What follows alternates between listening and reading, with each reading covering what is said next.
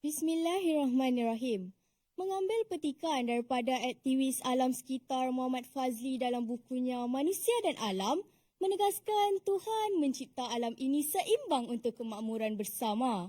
Bumi sebagai tempat tinggal kita, gunung ganang pemasak bumi, tumbuh-tumbuhan sumber makanan dan ubatan. Demikian juga dengan haiwan dan hidupan di lautan.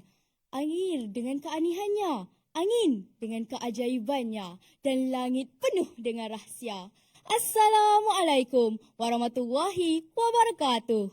Segulung penghargaan buat peneraju acara, kombinasi panel hakim yang diiktiraf keadilannya serta intelektual berkarisma. Div-div terhormat, barisan guru yang sedia menabur bakti, para peserta yang dikagumi, serta hadirin hadirat yang dihormati Tuhan sekalian alam. Bersua kita buat kali pertama di pentas perdana ini, izinkan saya menyampaikan mauduk pidato saya yang berbunyi melestarikan alam tanggungjawab bersama. Hadirin yang dihormati, indikator saya yang pertama berpaksikan kata kunci definisi ringkas berkaitan tajuk kita pada hari ini. Berdasarkan Kamus Dewan edisi keempat, melestarikan bermaksud menetapkan, alam bermaksud dunia atau segala yang terdapat di langit dan di bumi. Frasa tanggungjawab pula merujuk kepada kewajiban yang dipikul oleh seseorang atau segala yang wajib ditanggung. Bersama pula membawa maksud beserta dan bergandingan. Kelestarian alam ujar Komiyama dan Takeuchi dalam Science Building a New Discipline menceritakan kepada kita perihal cita-cita dan tanggungjawab saat kita mengangankan kemajuan. Kita gantikan rimbun pokok dengan blok bangunan. Lantas lestari diuji. Sama ada kita sembereno menebas rimba atau kita ambil cakna tindakan menubuhkan semula belantara. Kelestarian alam tanggungjawab bersama mengajak kita bermuhasabah. Semana kita cakna terhadap kebajikan alam saat kita rancak membudayakan kemajuan. Hadirin yang dihormati, terdapat 3 bicara utama yang akan saya tampilkan dalam pidato saya pada hari ini. Yang pertama, alam memberi, kita merasa. Wendell Berry berpesan kepada kita, alam ini bukan warisan keturunan kita. Sebaliknya, pinjaman buat anak-anak kita. Lebih 50 tahun yang lalu, kita seringkali diingatkan untuk melestarikan alam. Namun lihat apa yang kita ada sekarang.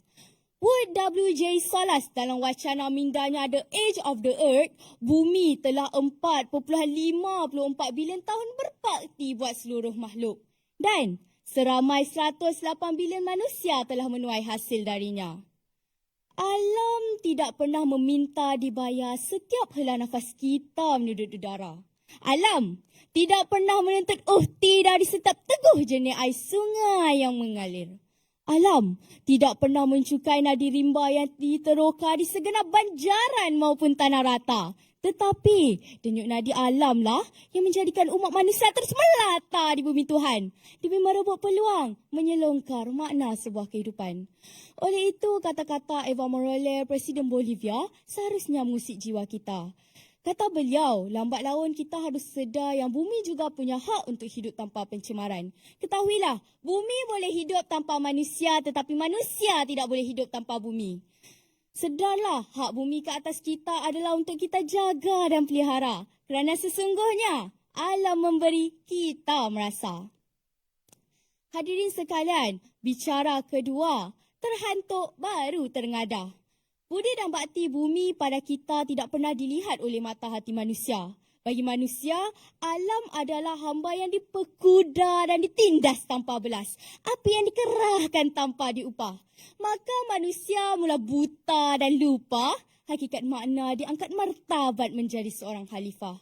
Sehingga kan, raung tangis Raja Alam dibiar tidak bersahut. Kita sebenarnya telah dididik untuk menyantuni alam dengan penuh hormat dan hikmah. Maka tidak seharusnya limbah belantara terus ditebas hingga botak, gundul semuanya.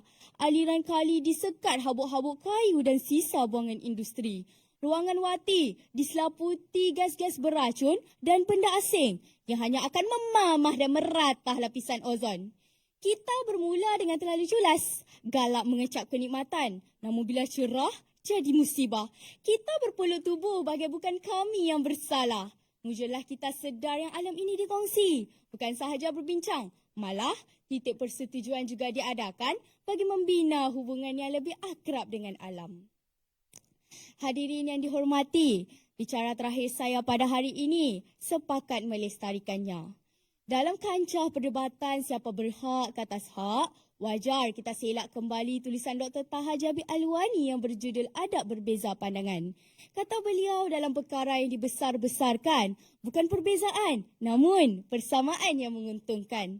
Dengan mengambil pendirian ini dan ditambah dengan konsep rahmatul lil alamin, kita sebagai belia terpanggil untuk mengusulkan satu solusi terbaik buat dua pihak yang bertelagah ini. Solusinya adalah dengan memperkenalkan hak bersama, manusia dan alam. Maksudnya begini, alam dan manusia.